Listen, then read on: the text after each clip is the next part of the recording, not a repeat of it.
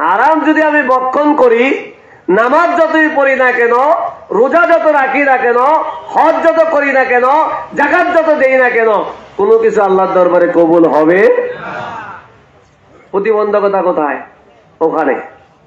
প্রতিবন্ধকতা কোথায়? ওখানে। সেজন্য তরিকতের পীরের হাতে বায়াত গ্রহণ করার পরেও আমাদের মধ্যে কি নাই? তাসির নেই।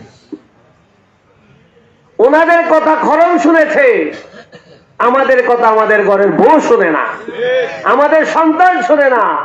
কারণ কি? আমরা তো আল্লাহর কথা, ফজরের আজান হয়, পশু পাখি উঠে যায়, কিন্তু আমি ঘুম থেকে উঠতে পারি না। আমি যখন আল্লাহর কথা শুনবো না, আমার কথা কিভাবে মানুষ শুনবে? কি বলেন? হুজুর একটু আগে বলেছেন, তুমি নিজেকে সংশোধন করো, ইসলাহ করো। তুমি যখন ঠিক হয়ে যাবে, অটোমেটিক পরিবার কি হবে? আমি নামাজ না পড়ে কি বউকে বলতে পারবো? সন্তানকে বলতে পারবো? আমি যখন সৎ পথে চলবো, বাবা তোমাকে তো এত দামি গাড়ি কিনে দিতে পারবো না, কারণ ইনকাম কম। আপনি আমি সন্তানের মুখে হাসি ফুটানোর জন্য ঘুষ খাই, সুদ খাই, অন্যের সম্পদ আত্মসাৎ করি, আরেকজনের জমি দখল করি, জায়গা দখল করি, চুরি করি, ডাকাতি করি, বিভিন্নভাবে আমরা টাকা উপার্জন। কারণ কি? আমার টাকা পয়সা দরকার বেশি, বিলাসিতা করতে হবে আমাদের। দেখেন নাই কিছুদিন আগে দরবেশ বাবা 36,000 কোটি টাকা যিনি নিয়েছেন, তার ছেলে তার বিবাহ বার্ষিকী উদযাপন করার জন্য 300 কোটি টাকা খরচ করেছে। আসছে কোত্থেকে এগুলা? হালাল না হারাম? তাহলে আপনি নিজেকে দরবেশ দাবি করবেন, বেশভূষা দরবেশ, কিন্তু মানুষের টাকা সম্পদ আত্মসাৎ করতেছেন, সেখানে কি আল্লাহ রাজি খুশি হবে? যতই নামাজ পড়ি, যতই রোজা রাখি, যতই হজ করি, যাকাত দেই না কেন, কোনটা কাজে আসবে না। সেই জন্য বাবার আমার, আজকে দেশে শান্তি নাই, আছে নাকি? শান্তি আছে? সাহাবায়ে কেরাম শান্তিতে ছিলেন, জীবন উৎসর্গ করে দিয়েছেন, তারপরে ওনারা জান্নাতে চলে গিয়েছেন। আর আমাদের শরীরে আচর পড়তেছে না, তারপরে আমরা দিন মাযহাবের কোনো কাজ করি না। আজকে সর্বপ্রথম তরিকতের কাজ করার জন্য, আল্লাহর ওলি হওয়ার জন্য যে বিষয়গুলো আমাদেরকে দেওয়া হয়েছে, ইবাদত কবুলের জন্য হালাল রুজি কি শর্ত? হালাল রুজি কি শর্ত? নামাজের জন্য কি শর্ত? পবিত্রতা শর্ত। হয় ওযু করতে হবে, নতুবা তায়াম্মুম করতে হবে, নতুবা নামাজ হবে না। ঠিক আপনার আমার ইবাদত কবুলের জন্য কি শর্ত? হালাল রিজিক শর্ত। হুজুররা মসজিদে মিম্বরে দাঁড়িয়ে বয়ান করেন, এই পোশাকে যদি 10 দিরহাম হারাম উপার্জন থাকে, সেই পোশাক দিয়ে নামাজ হবে। আমরা আপনারা কয়জন সঠিকভাবে কাকে কিভাবে মাইরা, কাকে কিভাবে ঠকায়া টাকা উপার্জন করতে পারি, এই চিন্তা আমরা মগ্ন, ব্যস্ত। সেই জন্য বাবার আমার, আল্লাহকে ভয় করতে আল্লাহ বলেছেন। কাকে ভয় করতে? আল্লাহকে ভয় করতে। আল্লাহকে ভয় করতে হবে 1 নম্বর কন্ডিশন। এরপরে সাদিকিন বান্দার সঙ্গ। তো সাদিকিন বান্দা তো হারাম খায় না, হারাম খাইতে নিষেধ করেছেন। তা আমি সাদিকিন বান্দার সঙ্গ লাভ করতেছি, ওনার মাহফিলে যাচ্ছি, ওনার জিকিরে যাচ্ছি, ওনার তালিমে যাচ্ছি, কিন্তু আমার কাছ থেকে হারাম যাচ্ছে না। কি বলেন? সাদিকিন বান্দার সঙ্গ লাভ আমি করতে যাচ্ছি, কিন্তু সাদিকিন বান্দা যে কাজগুলা করতেছেন আমার মধ্যে সেগুলা নাই। তাহলে আমি কিভাবে ভালো জায়গায় যেতে পারবো? যেতে পারবো? এই জন্য আমরা যে তরিকতে থাকি না কেন, হ্যাঁ, আল্লাহর ওলিদের সোহবতে গিয়ে কুকুর জান্নাতি হয়ে গিয়েছে। উচ্চ স্বরে বলুন সুবহানাল্লাহ। কুকুর নিকৃষ্ট পানি না? 300 বছর আসহাবে কাহফের পাহারা দিয়েছেন কুকুর, তার কথা আল্লাহ কোরআনে বর্ণনা করেছেন। হ্যাঁ, আর আমরা তো জলজন্ত মানুষ, আশরাফুল মাখলুকাত, কিন্তু আমরা কি করতে পারি না, ওই মাকান হাসিল করতে পারি না। তো সাদিকিন বান্দার সঙ্গ লাভ করবো সাদিকিন বান্দা যা বলতেছে সেটা আমাকে আপনাকে করতে হবে। উনি আজকে যে যে কাজগুলা করেছেন বললাম তো, যে নদীতে জায়নামাজে দাঁড়িয়ে উনি পাড়ি দিয়েছেন, আমি পারতেছি না, তা আমাকে বলতে হবে যে আমি উনি যে কাজগুলা করতে বলেছেন করতেছেন। আর কারণ আমরা যারা পীর মুর্শিদের দরবারে যাই, ওনারা তো প্রথম সবক কি দেন? নামাজের কথা বলেন না? কিন্তু আমরা তো অনেকে ঠিক মতো নামাজ পড়ি না। যখন নামাজ পড়তেছি না, আল্লাহর ভয় আসবে? হ্যাঁ, নামাজ পড়লে তো দোয়া হবে। নামাজ পড়লে কি দোয়া হবে? তা আল্লাহর হাবিব বলেছেন তুমি নেক সন্তান রেখে যাও। তো নেক সন্তানটা কিভাবে হবে? আগে তো নামাজ পড়তে হবে।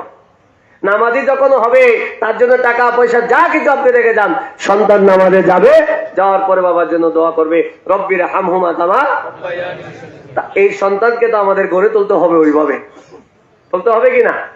তা আপনি আমি এইভাবে সেইভাবে টাকা পয়সা উপার্জন করে সন্তানকে দিয়ে যাচ্ছি। এই সন্তান তো পরবর্তীতে আমোদ প্রমোদে ব্যস্ত থাকবে, আপনার জন্য আমার জন্য দোয়া করার তার সুযোগ থাকবে। হুজুর বলেছেন আলেম হওয়া বড় কথা নয়, নেক সন্তান বড় কথা। কোন সন্তান? সবাই আলেম হতে এটাও বলা হয় নাই, কিন্তু আল্লাহর ভয় থাকতে হবে।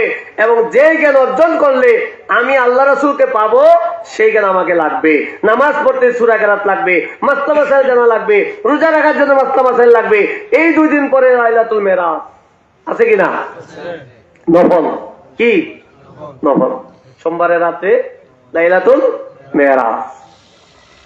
কদরের রাত্রিতে 1000 মাসের চাইতে উত্তম। আল্লাহ বলেন নাই তুমি সেখানে কি করো? নামাজ পড়ো। এটা বলছে? বলছে রাত্রটা উত্তম। রাত্রটা কি? সেই রাতে ইবাদত করবা, দোয়া করবা, আল্লাহ সেই দোয়া কবুল করবেন, এইটা বলেছেন। তা আমি যদি দোয়া নামাজ নাও পড়ি, জবাবদিহিতার কোনো সুযোগ নাই, কারণ আল্লাহ ধরবেন না, এটা নফল, কিন্তু করলে লাভবান। করলে কি? আল্লাহর ওলি যারা হয়েছেন, বন্ধু যারা হয়েছেন, ওনারা 5 ওয়াক্ত নামাজ আগে পড়েছেন, এরপরে ওনারা নফল পড়েছেন। কি করেছেন? নফল করেছেন। তখন তারা বান্দা থেকে কি হয়েছেন? বন্ধু। আমার কথা নয়, বুখারী শরীফের কথা। তখনই ওই বন্ধুরা যা বলে তা হয়ে যায়। কুনতু সামাউল্লাযী ইয়াসমাউ বিহি, কুনতু বাসারাল্লাযী ইউবসিরু বিহি। যে চক্ষু দ্বারা তারা দেখে সেটা আল্লাহর চক্ষু হয়ে যায়। সেই জন্য ফারুক আজম রাদিয়াল্লাহু তাআলা আনহু মদিনার মসজিদের মিম্বরে দাঁড়িয়ে 1400 মাইল দূরে সেখানে সাহাবীদেরকে বলেছিলেন ইয়া সারিয়াল, কত দূরে? 1400 মাইল। আর আমরা এই ইয়ের পিছনে বলতে পারবো? তাহলে ক্ষমতা দিয়েছেন কে? আল্লাহ। কারণ তিনি তো বান্দা থেকে কি হয়েছেন? আমাদের সবাইকে এরকম হওয়া উচিত। সেজন্য আমাদের আপনাদের সবাইকে, যারা যারা তরিকতের সাথে সম্পৃক্ত হয়েছি, আপনার আমার দ্বারা যেন পীর মুর্শিদের বদনাম। আপনি আমি যদি কোন পরহক পীর মুর্শিদের হাতে বায়াত গ্রহণ করার পরে বলবো যে অমুক দরবারের মুরিদ নামাজ পড়ে না, অমুক দরবারের মুরিদ সুদ খায়, অমুক দরবারের মুরিদ ঘুষ খায়, অমুক দরবারের মুরিদ আরেকবার বউ নিয়ে বেগে গেছে, হয় কি না? হ্যাঁ, হুজুর বলছেন না চোখের দৃষ্টি অবন্ধু করতে বলছেন। আমাদের চোখের আল্লাহর ওলি যারা ছিলেন, আল্লাহর নবী বলেছেন তোমরা যুদ্ধের ময়দান থেকে এসেছো, কিন্তু এখন তোমরা বড় যুদ্ধে অবতীর্ণ হও। কারণ নফসের সাথে জিহাদ করা এটা সবচেয়ে বড় জিহাদ। নফসের জিহাদ তো মুহূর্তে মুহূর্তে জিহাদ। মন চাইবো ওখান থেকে খাইতে, টাকা তো নাই, খাবো থেকে, এটাকে সেভ করতে হবে। চাইলো খাওয়া যাবে না। মন চাইবে খারাপ কিছু করতে, আরেকজনের বউটা খুব সুন্দর, বারবার দেখতে মন চাইবে, নো, সেখানে দেখার কোনো সুযোগ নেই। এইভাবে আপনাকে আমাকে কি করতে হবে? নিজের নফসের সাথে মুহূর্তে মুহূর্তে জিহাদ করতে হবে। নবীজি বলেছেন এই জিহাদে যারা কামিয়াবি অর্জন করেছেন তারা আল্লাহর ওলি হয়েছেন, ঠিক কিনা? এই জন্য আল্লাহর ওলিরাও শহীদ। ওলিরাও কি শহীদ? আর এই জন্য ওলিরা কবরে কি জিন্দা, ওলিরা কবরে কি জিন্দা। এই যে আয়াত নাযিল হয়েছে, ওয়ালা তাকুলু লিমান ইউকতালু ফি সাবিলিল্লাহি আমওয়াত বাল আহইয়া ওয়ালাকিন লা তাশউরুন ওয়ালা তাহসাবান্নাল্লাযিনা কুতিলু ফি সাবিলিল্লাহি আমওয়াত বাল আহইয়া ইনদা রাব্বিহিম ইউরযাকুন। আল্লাহ এক আয়াতে বলেছেন তোমরা তাদেরকে মৃত বলিও না, আর এক আয়াতে বলেছেন মৃত বলে ধারণা করিও না, চিন্তাও করিও না। তারা কি শুধু জিন্দা না, কবরে রিজিক পাচ্ছ, খাবার খায়, আমরা খাবার খাই, ওনারাও কি খায়? ক্ষমতা দিয়েছেন কে? তাদের কথা বলেছেন যারা আল্লাহ রাস্তায় শাহাদাত বরণ করে। তো 4 শ্রেণীর ব্যক্তি আল্লাহর নিয়ামত প্রাপ্ত, মিনান নবীনা ওয়াস সিদ্দিকিনা ওয়াস শুহাদায়ে ওয়াস সালিহিন। এই 4 শ্রেণীর বান্দা নিয়ামত প্রাপ্ত। তো যদি শহীদের মর্যাদা এতটুকু হয়, নবীর মর্যাদা কম হবে না বেশি হবে? আহা বাবার আমার, এই আয়োজন মাওলানা রায়হান করতেছে বা ইব্রাহিম খলিল করতেছে, এটা আমাদের সবারই দায়িত্ব নাকি? এটা বড় ওয়াজ মাহফিলের বক্তা আনলে আপনাদেরকে কিছুক্ষণ হাসাইতো, কিছুক্ষণ নাত রাসূল পড়তো, কিছুক্ষণ জিকির করতো, 1-1.5 ঘন্টা আলোচনা পরে শেষ। কিন্তু আজকের আলোচনাটা কি হয়েছে? একটা একাডেমিক আলোচনা হচ্ছে। আপনাদেরকে আমরা যে কথাগুলো বলতেছি একটা ক্লাসের মতো হচ্ছে, ঠিক কিনা? এই আলোচনাটার মনোযোগ হয়, এই আলোচনাটার গুরুত্ব হয়। এই জন্য এই দাওয়াত আল খায়ের প্রোগ্রামটা শুধু এক জায়গায় নয়, প্রত্যেক এলাকায় এলাকায় এরিয়া এরিয়া আমাদের করা উচিত, ঠিক কিনা? আজকের এই আলোচনায় আল্লাহ তো এমনও মানুষের মন ঘুরাই দিতে পারে, বান্দা বহুত করেছো আর নয়, তওবা করো, সারেন্ডার করো, আল্লাহকে ভয় করো, মরতে হবে, ঠিক কিনা? কোন সময় মরি বলা, তওবা করার সুযোগ মনে করি তো অনেক সময়, না রে তো বয়স কম, কিছুদিন কইরা লই, পরে একবারে তওবা টোবা কইরা একবারে বাড়া মানুষ হয়ে যাবো। কিন্তু সুযোগ যদি আল্লাহ নাও দিতে পারে, কি কন? সুযোগ নাও দিতে পারে। সেদিন গেলাম ওমরাতে, বলতেছি গত কিছুদিন আগে আমাদের এলাকার একজনের, তার সাথে কিছু ওমরা হাজি গেছে, ওই মহিলা কোথায় হজ করতে গেল ওমরায়, কিন্তু মক্কা শরীফে এসে মারা গেছে। কথা বলছেন? তো সে কি কোনদিন ভাবছে যে আমি ফেরত আসবো না? তার ফ্যামিলি ভাবছে? ভালো কাজে গেছে। আল্লাহর ওলির কথা বলেছেন, এক লোক তো অনেক খুন করেছেন, সেটা হুজুরা বয়ান করেন বিভিন্ন জায়গায়। ওই ব্যক্তি ভালো কাজের জন্য একটু 1 হাত সামনে অগ্রসর হয়েছেন, আল্লাহ তার জীবনের গুনাহ মাফ করে দিয়েছে। কোথায় যাবে? তওবা করার জন্য আল্লাহর ওলির দরবারে যাবে, হুজুরের কাছে যাবে। এখন তিনি মারা গেলেন, কি হবে তার ফয়সালা? জাহান্নামে যাবে না জান্নাতে যাবে? 2 দলের ফেরেশতা তাকে টানাটানি করতেছে। আল্লাহ বললেন যে এই বান্দা যেখান থেকে রওনা দিয়েছে, যে জায়গায় যাওয়ার কথা তওবা করার জন্য, তার মনের মধ্যে তো আল্লাহর ভয় ঢুকেছে, তওবা করার জন্য সে যাচ্ছিল, তার জায়গাটা তোমরা মেপে দেখো। মাপার পরে যখন বেশি দূর চলে গিয়েছে, আল্লাহ তাকে ক্ষমা করে দিয়েছে। আল্লাহ রহমানুর দয়ার সাগর।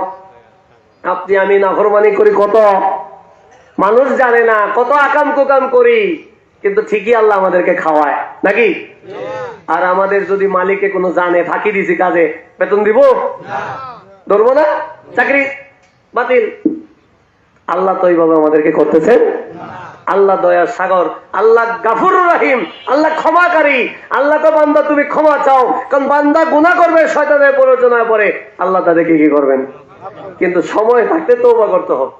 সময় থাকতে আপনাকে আমাকে বলবে না, এই তুই করতে থাক, এমুক দিন তওবা করিস, কবুল করে দিব, বলবো না। যে কোনো সময় আজরাইল আপনার আমার কাছে চলে আসতে পারে। সেই জন্য বাবার আমার, আমাদের চোখকে অবনীত রাখতে হবে। মা বোনেরা স্কুল কলেজ ইউনিভার্সিটিতে যায়, আমাদের বোনেরা যায় কিনা? কারো মেয়ে যায়, কারো বোন যায়, যায় না? স্কুলে পড়ে, মাদ্রাসায় পড়ে। মেয়েদেরকে যেমন বলেছেন পর্দায় থাকতে, ছেলেদেরকেও বলেছেন পর্দা করার জন্য। কি করার জন্য? হয়তো এরা বোরকা পরবে না আর কি, কিন্তু চোখকে কি করবে? সংযত রাখবে, যে রাস্তায় হাঁটার সময় আরেকজন মেয়ের দিকে এমনি তাকায় থাকার সুযোগ। কিন্তু আমাদের ভাইয়েরা স্কুল ছুটি হবে কখন? কাজ স্কুল কলেজ বের হবে, মেয়েরা রাস্তায় গিয়ে দাঁড়িয়ে থাকে। কাজটা কি ভালো? এটি কাদের সন্তান? আমাদেরই সন্তান, কারো না কারো সন্তান। যার আন্ডারে যে সন্তান থাকবে, আল্লাহ তাকে ধরবে। তোমার সন্তানকে কেন তুমি উচিত শিক্ষা দিলে না?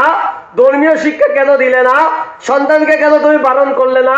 সন্তানকে যদি আল্লাহ রাসূলের কথা শিক্ষা দিতে, এই সন্তান গিয়ে আরেকজনের মেয়েকে টিচিং করতো।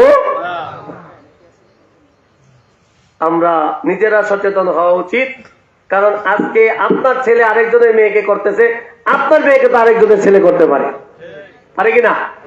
তখন কেমন লাগবে? আল্লাহ রাসূল এক্সাম্পল দিয়ে দেখাই দিয়েছেন যে তোমার মার সাথে যদি অপর কোনো ব্যক্তি জিনার কাজে লিপ্ত হয়, তুমি যে আরেকজন মেয়ের কাছে এভাবে যাচ্ছ, জোর জুলুম করে তাকে জিনা করতেছ, তোমার মার সাথে যদি এরকম একটা অপকর্ম কেউ করে, তুমি কি সেটা মেনে নিবে? না, মেনে নেব না। তাইলে তুমি কিভাবে করতে পারছো? আপনাকে আমাকে, এটা আমাদের উপর আমানত। অন্যের মেয়ে আমার মেয়ের মতো, তার সতীত্ব রক্ষা করা কি আমার দায়িত্ব, কর্তব্য। এই জন্য আল্লাহ মা বোনদের যারা তাদের উপর পর্দা প্রথা ফরজ করেছেন, ওনাদেরকে পর্দা করতে হবে যাতে পরপুরুষ তাদেরকে না দেখে। কারণ দেখলেই তো আকর্ষণ, দেখলে কি আল্লাহ তো ওনাদের চেহারার মধ্যে সৌন্দর্য দিয়েছেন, আর আমরা তো পছন্দ করি চেহারা দেখা, ঠিক কিনা? মাইয়া দেখতে যায় না বিয়ে করার জন্য, তো চেহারা পছন্দ হইলে তো মাইয়া বিয়ে করে। তো এই জিনত সৌন্দর্য পরপুরুষকে দেখাইছে, হাজার হাজার ছেলে পাগল হয়েছে। গুনাহগার ছেলেরা যেমন হবে, সব গুনার ভাগীদার যিনি সুযোগ করে দিয়েছেন তার হবে। যে মেয়ে বেপর্দা ভাবে গেল, শত শত হাজার হাজার ছেলেকে পাগল করলো, ওই মহিলা কি হবে? গুনাহগার হবে, এবং তার দ্বারা অভিভাবক তারা গুনাহগার হবে। কারণ তারা কেন ওই মেয়েকে পর্দায় বাধ্য করে? নামাজ যেমন ফরজ, মা বোনদের পর্দা করো কি? আপনাকে আমাকে শুধু নামাজ পড়লে হবে না, হাজি সাহেব হইলে হইব না।